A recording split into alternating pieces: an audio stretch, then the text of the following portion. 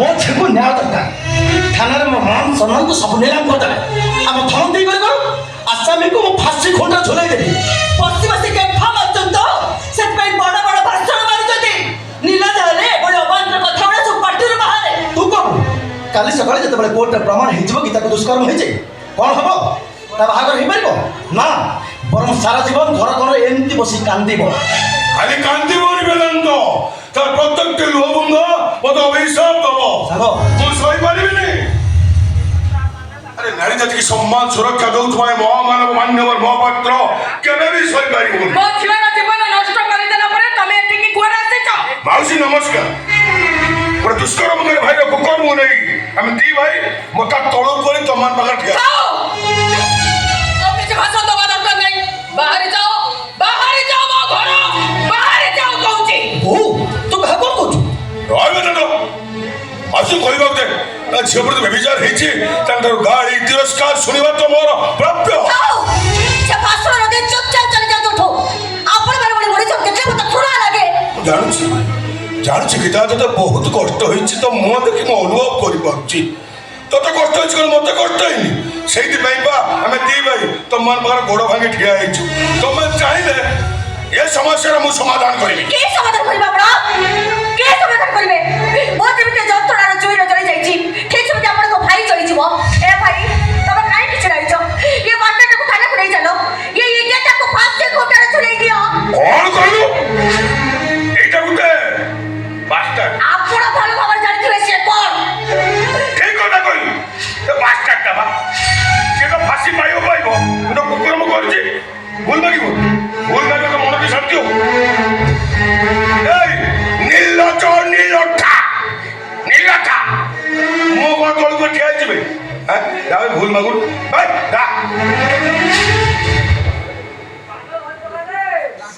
ମୁଁ ଭୁଲ ହେଇଛି ଗୀତା। ଏଥର ପାଇଁ ମୋତେ କ୍ଷମା କରି କ୍ଷମା କରିଦିଅ। ମୁଁ ତ କି ଦୋଷ କରିଥିଲି ବେ? ତୁ କାହିଁକି ମୋ ଜୀବନକୁ ନଷ୍ଟ କରିଦେଲୁ? କଣ ବେ ବାସ୍ଟାର୍ଡ?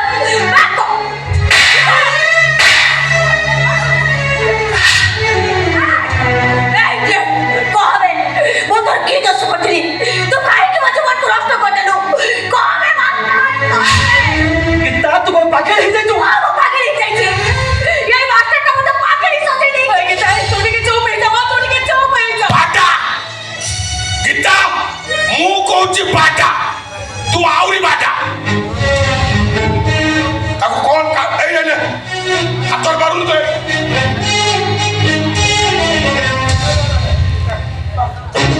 ଏ ଚୋଟାରେ ବାଡ଼ା ପାରୁନୁ ତ?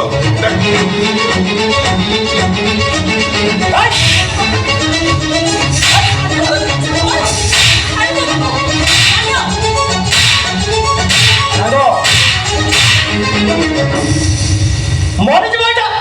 କଣ ଚପଲ ମାଲେ ମରିଯିବ? ତୁ ଯେମିତି ବାଡ଼ୁ ସେ ମରିବ ଆଉ କ'ଣ? ଚପଲ କିଏ ମଲେନି? ଏଇଟାକୁ ଯୋଉ ଭୁଲ କରୁଛି ଲୁହା ଛଡ଼ର ବାଡ଼େଇବା କଥା। ଆଉ ମରିଯାଉ। ଏବେ ଦେଖ ତ କୁକର୍ମ ନିଆର ସାରା ପରିବାରଟା କେମିତି ଚଳୁଛି ଦେଖ। ଠିକ ଅଛି, ମୁଁ ଯଦି ମଦ ନିଶାରେ ଏତେ ବଡ଼ ଭୁଲ କରିଦେଇଛି ତାହେଲେ ମୁଁ ଛାତି ବଜେଇ ଦେଉଛି ଗୀତା। ଆସ ମୋ ଛାତିକି ତମେ ଗୁଳି କର ଗୀତା। ମୋ ଛାତିକି ତମେ ଗୁଳି କର। ଆସ ମୋ ଛାତି ତମେ ଗୁଳି କର ଗୀତା। ମୋ ଛାତି ତମେ ଗୁଳି କର। ତୁ ମରିଗଲେ କ'ଣ ସବୁ ସମସ୍ୟାର ସମାଧାନ ହେଇଯିବ? সেটা ইজ্জত ফেরি পাইব। আমার দেশ থেকে ইজ্জত পাই যতটা কি নিষ্পত্তি নেওয়াকে হব। কি নিষ্পত্তি নেবে আপন? সে নিষ্পত্তিটা হচ্ছে ମୋ ଭାଇ ରାଜ ତ ମଥାରେ ସିନ୍ଦୁର ହାତରେ ଶଙ୍ଖା ଦେଇ ବିବାହ କରିବ। ବାଜା ବଣ ରୋଷଣୀରେ ସସମ୍ମାନିତ ଦେବ ଘରକୁ କୁଳବଧୂ କରି ନେଇଯିବି।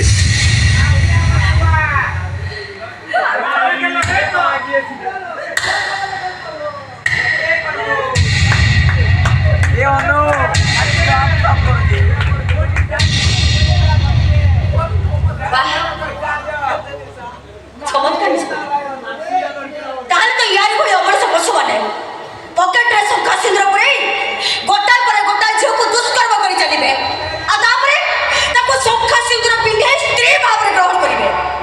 ଆପଣଙ୍କ ନିଷ୍ପତ୍ତିର ଦୁଷ୍କର୍ମର ମାନେ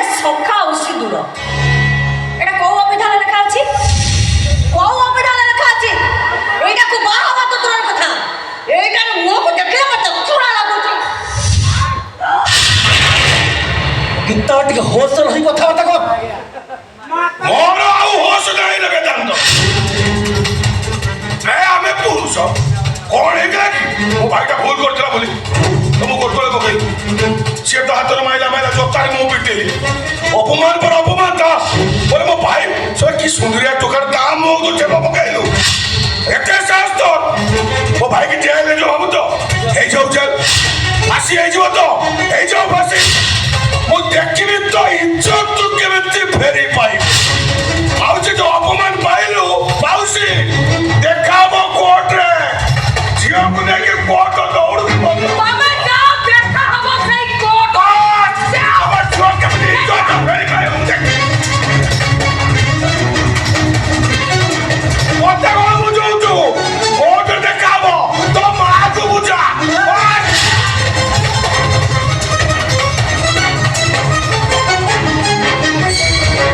ମନ ଶାନ୍ତି ହେଇଗଲା ତ? ଅପମାନ ଦେବାର ଗୋଟେ ସୀମା ଥାଏ, ହେଲେ ତୁ ସବୁ ସୀମା ସଡ଼କୁ ଡେଇଁ ପଡ଼ିବୁ। ମୋ ମାନ ସମ୍ମାନକୁ ନିଲାମ କରିଦେଲୁ ଆଉ ମୋ ସାଙ୍ଗ ଆଗରେ ମୋତେ ଛୋଟ କରିଦେଲୁ। ତମେ କଣ ଭାବୁଥିଲ? ନଷ୍ଟ ଚରିତ୍ରକୁ ମୁଁ ବାହାରି ପଡ଼ିଥାନ୍ତି। ନଷ୍ଟ ସୁନ୍ଦର ପର ପାଇଥାନ୍ତ ନା ଭଲ ଘର ପାଇଥାନ୍ତ? ଏମିତି କେତେ ପୀଡ଼ିତ କେସ୍ କୋର୍ଟରେ ପଡ଼ିଛି, କାହାକୁ କେତେ ନ୍ୟାୟ ମିଳିଯାଇଛି? କୋର୍ଟରେ କେସ୍ ଚାଲିଛି, ଏମିତି ଚାଲିଥିବ। କେତେ ଦିନ ପରେ ବିଚାର ହେଇ ଆସାମୀକି କେତେ ବର୍ଷ ଜେଲ ନହେଲେ କି ଚଳିବ ନା କଣ? ତାହେଲେ ତୁ କ'ଣ ପାଇବୁ? ତୋ ମାନ ସମ୍ମାନ ଇଜ୍ଜତ ତୁ ଫେରି ପାଇବୁ ନା? ବରଂ ଭଲ ହବ କିଛି ଗୋଟେ ବୁଦ୍ଧିମାନ ନିଷ୍ପତ୍ତି ନେବା। କି ନିଷ୍ପତ୍ତି ନେବି? ରାଜକୁ ତମେ ମ୍ୟାରେଜ୍ କର। ବାସ୍ ଏକଥା ତମେ କହୁଛ? ଏଟା ତ ଭାଉଜ କହୁନି, ମୁଁ ବି କହୁଛି ତୁ ରାଜକୁ ବାହା ହେଇଯା। ଗୋଟେ କଥା ହେଲୁ ରେ ବୋଉ, ବାହା ରହିବୁ ସାରା ଜୀବନ ଅବ୍ୟାଳି ରହିଛି ପଛେ, ହେଲେ ସେ ପଛରେ ନଷ୍ଟ ଚରିତ୍ରକୁ ମୁଁ କେବେ ବି ବାହା ହେଇପାରିବିନି ଲୋ, କେବେ ବାହା ହେଇପାରିବିନି ମୁଁ। এইটা যদি তো জিত তাহলে ମୋ କଥା ବି ଶୁଣି ରଖ। ଝିଅ ହେଇ ଘର ପାଇଁ ତୁ ବୋଝ ଥିଲୁ, ଏବେ ବୋଝ ଉପରେ ନଳିତା ବିଡ଼ା ହେଇଗଲୁ। ତୋ ବୋଝକୁ ସମ୍ଭାଳିବାକୁ ଆମ ପାଖରେ ସମୟ